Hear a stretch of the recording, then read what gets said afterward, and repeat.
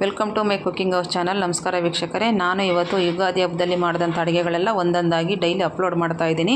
ಇವತ್ತು ನಾನು ಮಾವಿನಕಾಯಿ ಚಿತ್ರಾನ್ನ ಮತ್ತು ಹೀರೆಕಾಯಿ ಬಜ್ಜಿ ತೋರಿಸ್ತಾ ಇದ್ದೀನಿ, ನೋಡೋಣ ಬನ್ನಿ. ಇಲ್ಲಿ ಸ್ಟವ್ ಮೇಲೆ ಬಾಣಲಿ ಇಟ್ಬಿಟ್ಟು ಅದಕ್ಕೆ ಒಂದು 4 ಸ್ಪೂನ್ ಎಣ್ಣೆ ಹಾಕಿ, ಒಂದು ಅರ್ಧ ಸ್ಪೂನ್ ಸಾಸಿವೆ, ಒಂದು ಅರ್ಧ ಸ್ಪೂನು ಜೀರಿಗೆ ಹಾಕ್ಕೊಂಡು ಸಿಡಿದ ಮೇಲೆ ಒಂದು ಇಡೀ ಕಡಲೆ ಬೀಜ ಸಹ ಹಾಕ್ಕೊಂಡು, ಕಡಲೆ ಬೀಜ ಸ್ವಲ್ಪ ಬ್ರೌನ್ ಆದಮೇಲೆ ಸ್ವಲ್ಪ ಕರಿಬೇವಿನ ಸೊಪ್ಪು, ಒಂದು 5-6 ಹಸಿಮೆಣಸಿನ್ಕಾಯಿ, ಜಜ್ಜಿರೋಂಥ ಬೆಳ್ಳುಳ್ಳಿ ಹಾಕ್ಕೊಂಡು ಒಗ್ಗರಣೆ ಮಾಡ್ಕೊಬೇಕು. ಆಮೇಲೆ ತುರಿದಿರೋಂಥ ಮಾವಿನ ತುರಿಯನ್ನು ಹಾಕ್ಕೊಂಡು ಇದನ್ನೆಲ್ಲ ಚೆನ್ನಾಗಿ ಮಿಕ್ಸ್ ಮಾಡ್ಕೊಬೇಕು. ಇಲ್ಲಿ ಬೆಳ್ಳುಳ್ಳಿ ಆಪ್ಷನಲ್ಲು, ನಿಮಗೆ ಇಷ್ಟ ಇದ್ದರೆ ಹಾಕ್ಕೊಳ್ಳಿ, ಇಲ್ಲ ಅಂದರೆ ಸ್ಕಿಪ್ ಮಾಡಿ. ಇಲ್ಲಿ ಮಾವಿನಕಾಯಿಗೆ ಬೆಳ್ಳುಳ್ಳಿ ಹಾಕಿದ್ರೆ ಚೆನ್ನಾಗಿರುತ್ತೆ ಫ್ಲೇವರ್ ಅಂತ ಹಾಕಿದ್ದೀನಿ. ಆಮೇಲೆ ಮಾವಿನಕಾಯಿ ಎಲ್ಲ ಹಸಿ ಸ್ಮೆಲ್ ಹೋಗೋವರೆಗೂ ಚೆನ್ನಾಗಿ ಹುರ್ಕೊಂಡು ಅದಕ್ಕೆ ರುಚಿಗೆ ತಕ್ಕಷ್ಟು ಉಪ್ಪು, ಸ್ವಲ್ಪ ಅರಿಶಿನ ಸಹ ಹಾಕ್ಕೊಂಡು ಒಗ್ಗರಣೆಯಲ್ಲೆಲ್ಲ ಚೆನ್ನಾಗಿ ಹುರ್ಕೊಳ್ರಿ. ಎಲ್ಲ ಹುರ್ಕೊಂಡಾದ್ಮೇಲೆ ಇದಕ್ಕೆ ಒಂದು ಅರ್ಧ ಬಟ್ಲಷ್ಟು ಕಾಯಿ ತುರಿ, ಸ್ವಲ್ಪ ಕೊತ್ತಂಬರಿ ಸೊಪ್ಪನ್ನು ಹಾಕ್ಕೊಂಡು ಎಲ್ಲ ಮಿಕ್ಸ್ ಮಾಡಿಕೊಂಡು ಸ್ಟವ್ ಆಫ್ ಮಾಡಿಬಿಡಿ. ಆಫ್ ಮಾಡಿ ಇದನ್ನು ಗೊಜ್ಜು ಎತ್ತಿಟ್ಕೊಳ್ಳಿ. ಕೊನೆಯದಾಗಿ ಅನ್ನಕ್ಕೆ ಕಲಿಸ್ಕೊಬೋದು.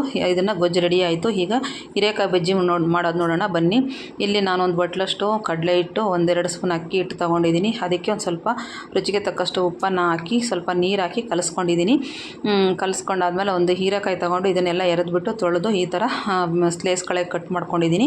ಆಮೇಲೆ ಸ್ಟವ್ ಮೇಲೆ ಒಂದು ಬಾಣಲಿ ಇಟ್ಟು ಕರಿಯೋದಕ್ಕೆ ಎಣ್ಣೆನ ಹಾಕಿ ಕಾಯಿಸ್ಕೊಬೇಕು. ಎಣ್ಣೆ ಕಾದ ನಂತರ ಇಲ್ಲಿ ಹೆಚ್ಚಿರೋಂಥ ಹೀರೆಕಾಯಿನ ಹಿಟ್ಟಲ್ಲಿ ಡಿಪ್ ಮಾಡಿಬಿಟ್ಟು ಎಣ್ಣೆಗೆ ಒಂದೊಂದೇ ಹಾಕಿ ಇದನ್ನ ಡೀಪ್ ಫ್ರೈ ಮಾಡ್ಕೊಬೇಕು. ಇದು ಉರಿನ ಚಿಕ್ಕದಾಗಿ ಇಡಬಾರ್ದು, ದೊಡ್ಡದಾಗೂ ಇರಬಾರ್ದು, ಮೀಡಿಯಮ್ ಉರಿಯಲ್ಲಿ ಕರ್ಕೊಬೇಕು. ಚಿಕ್ಕ ಉರಿಯಲ್ಲಿಟ್ಟರೆ ಎಣ್ಣೆ ಜಾಸ್ತಿ ಹೀರ್ಕೊಳ್ಳುತ್ತೆ ಬೋಂಡ, ದೊಡ್ಡ ಉರಿಯಲ್ಲಿಟ್ಟರೆ ಮೇಲ್ಗಡೆ ಸೀದೋಗುತ್ತೆ, ಒಳಗಡೆ ಹಸಿ ಹಸಿ ಇರುತ್ತೆ. ಹಾಗಾಗಿ ಮೀಡಿಯಮ್ ಉರಿಯಲ್ಲಿ ಕರ್ಕೊಂಡ್ರೆ ಚೆನ್ನಾಗಾಗುತ್ತೆ.